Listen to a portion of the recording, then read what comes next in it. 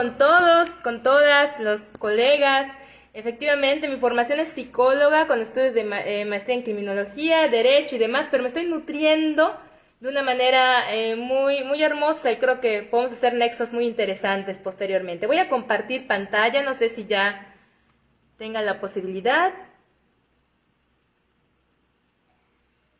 Doctor Mac. Doctor Max, la pantallita. Es la doctora Susana que libera, que estoy como Roche. A ver. Bueno, mientras tanto, mientras se habilita esta cuestión tecnológica, sabemos que estos obstáculos o cuestiones a resolver son cotidianas.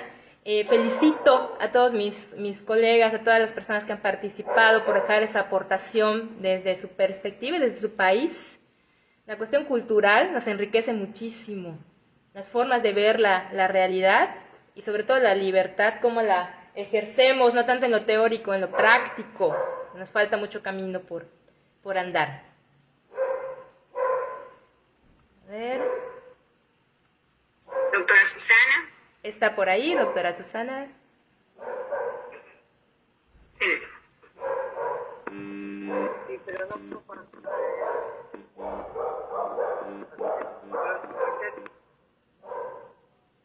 Bueno, no importa.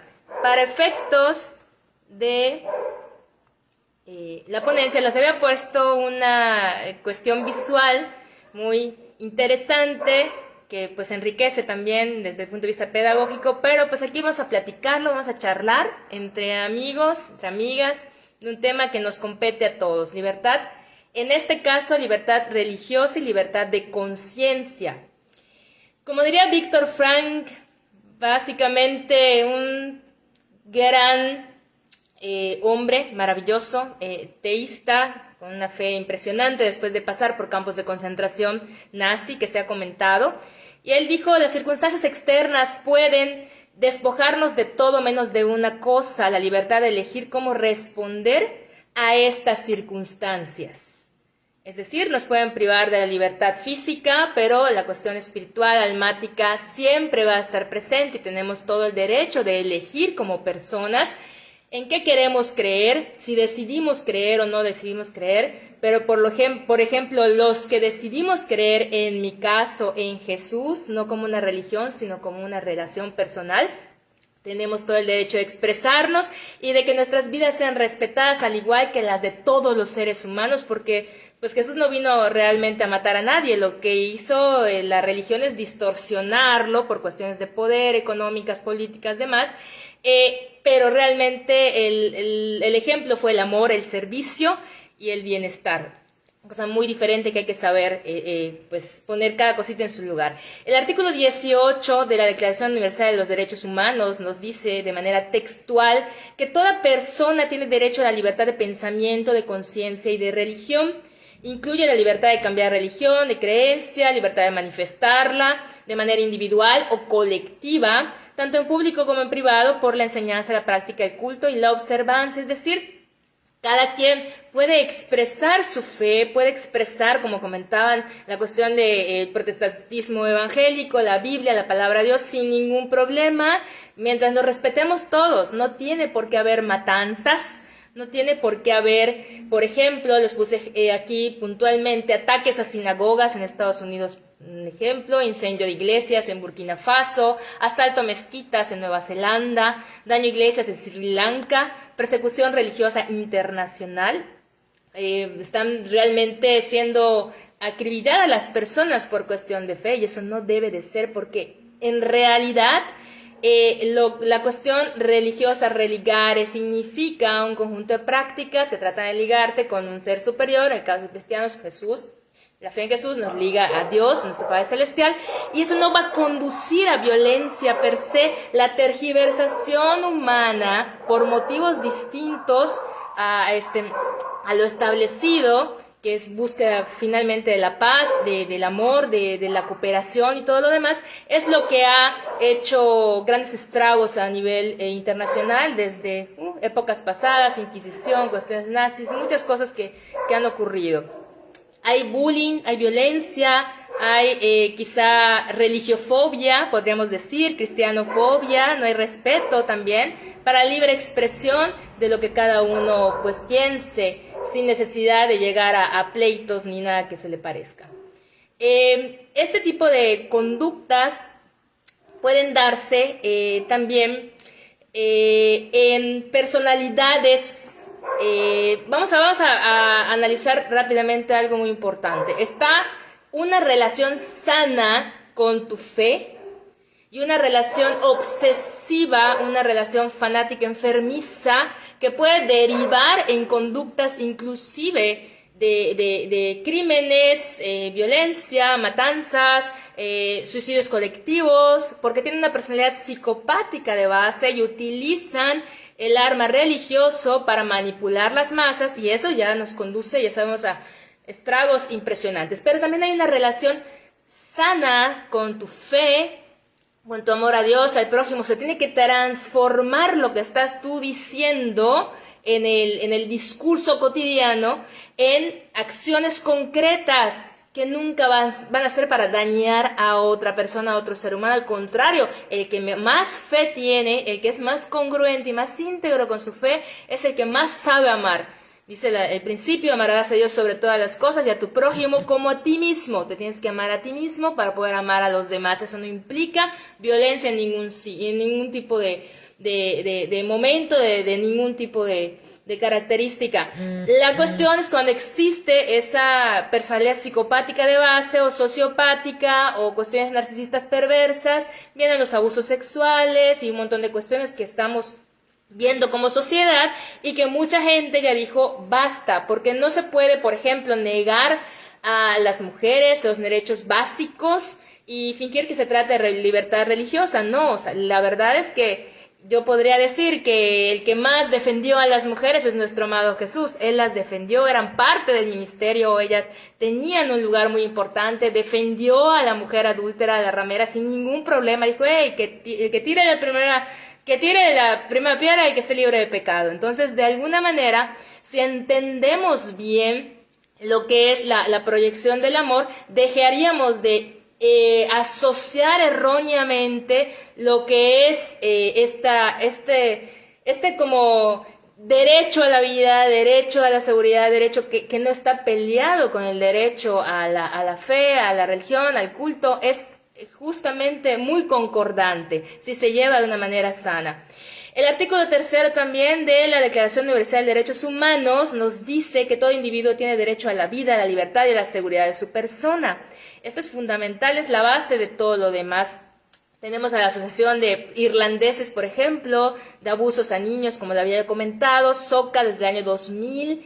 Hubieron muchísimas cuestiones que por manipulación religiosa, que no es lo mismo que la fe genuina, pues en Jesús y traducida en amor y en acciones que de verdad van a ayudar y no van a perjudicar a los otros seres humanos, se han interpretado mal y se les intimida. Hay cuestiones psicológicas muy fuertes involucradas, hay un miedo, un temor a ser rechazados por no seguir lo que dice el líder, pero el líder es humano, no es Dios, entonces no hay que seguir al líder, hay que seguir a Jesús. La palabra es diferente el concepto, ya estando dentro de tu fe, ¿no? Y no vas a atacar a nadie, al contrario, vas a amar y vas a servir, vas a lavar los pies y vas a ser, feliz con el gozo del prójimo, de la persona. Estás acá para ayudar y no para atacar. Lo de Canadá también es muy conocido, los huérfanos de Duplessis, que el grupo de niños que fueron manipulados, sufrieron lobotomías, electrochoques, eran completamente normales desde el punto de vista clínico, psicológico, y les endilgaron una psicopatología creada. Veamos en casos terribles de todo lo que es pues la manipulación para lograr fines, generalmente perversiones sexuales y muchas cuestiones allá que están implicadas y que nada tienen que ver con Dios, ni con la fe, ni con nada. Son cuestiones humanas que se distancian de lo que es en esencia la fe y el amor. Es totalmente diferente. En Australia, en Latinoamérica, casos y casos y casos fuertísimos. Violencia religiosa, ¿cómo puede identificarse? Maltrato físico, psicológico, que puede incluir heridas, privaciones de alimentos, abuso sexual, palabras por escrito, orales, que humillen, agravien la valía, la dignidad de la persona, cualquiera que sea su circunstancia, que tengan que someterse a una autoridad humana, sin derecho a discrepar, porque si discrepas, entonces estás mal, el infierno y todo lo demás. Entonces no es así, porque hay que seguir a Dios, no al hombre. El hombre es como un facilitador de procesos, pero la relación es personal. Por eso lo trasciende, es mucho más allá. ¿Qué hace una personalidad quizás psicopática envuelta en la cuestión religiosa que coarta la libertad real de las personas para elegir? Porque si no tienes información, ¿cómo vas a poder tomar buenas decisiones con respecto a lo que tú quieres encontrar? Porque hay un vacío en el ser humano, en el corazón del ser humano. Ese vacío pues lo llena Dios, lo llena el amor. Y tú estás buscando como persona con qué llenarlo. Las drogas, la cuestión de el poder, el dinero, las apariencias, muchas cosas, pero siempre va a querer más el ser humano hasta que llegue a llenarse de amor profundamente. Y cuando te llenas de amor, entonces ya puedes distinguir entre lo que es sano y lo que no es sano, pero en el trayecto puedes cometer errores y hay gente que se puede aprovechar de la ignorancia de muchas personas y de la vulnerabilidad detectada. Entonces hay que tener más educación, más formación, tener un libre ejercicio de nuestra fe con conciencia y tener también en cuenta, por ejemplo, muchos estudios neuropsicológicos interesantísimos que avalan el poder benéfico de la oración, de la alabanza, la lectura y meditación bíblica, de la aplicación de los conceptos, porque no es nada más leo mi Biblia, es los aplico en la realidad. Y esta pequeña característica hace la diferencia. Si empezamos a amarnos más y a faltarnos al respeto menos, a odiarnos menos, a no odiarnos más bien, y a hacer lo que vinimos a hacer, a final de cuentas, los derechos humanos es para el beneficio de todos. Considero que el respeto al derecho, como diría el benemérito de las Américas, don Benito Juárez, por supuesto, orgullosamente aquí, mexicano, el respeto al derecho ajeno es la paz. Y esta paz debe buscarse en todos los sentidos con humildad de corazón. Y eso significa no imponer ideologías, no imponer formas de vida, sino respetar la libertad que cada uno tiene de elegir si quiere una familia tradicional, si quiere tener su fe, si quiere evangelizar o no quiere hacerlo, con total y pleno respeto, sin matarnos, sin bullearnos, sin hacer nada que pueda constituir un delito. Y está muy interesante porque hay un menú y cada quien va a elegir de ese menú, porque pues, la salvación es personal, no se le debe obligar a nadie a creer absolutamente nada. La salvación es personal. Uno comparte, siembra semillita, el corazón dispuesto, lo escucha, lo sigue, pero es un acto de amor, no debe ser violento. Entonces hay que diferenciar entre actos criminales que evidentemente han existido a lo largo de la historia de la humanidad a través de personas que han tergiversado la cuestión religiosa para sus propios fines y una búsqueda genuina de ese Dios, de esa fe, de ese amor que se traduce en esas conductas que impactan comunidades de una manera muy bella, muy particular y que jamás irían en contra de la libertad de expresión. Es todo lo contrario. Tú puedes expresarte mientras respetes también a los demás. Eso es importante, y que te respeten a ti también. No se trata de perseguirnos mutuamente, se trata de compartirnos, de dialogar, y pues esta es la pequeña contribución, sin ningún tipo de ¿cómo se llama?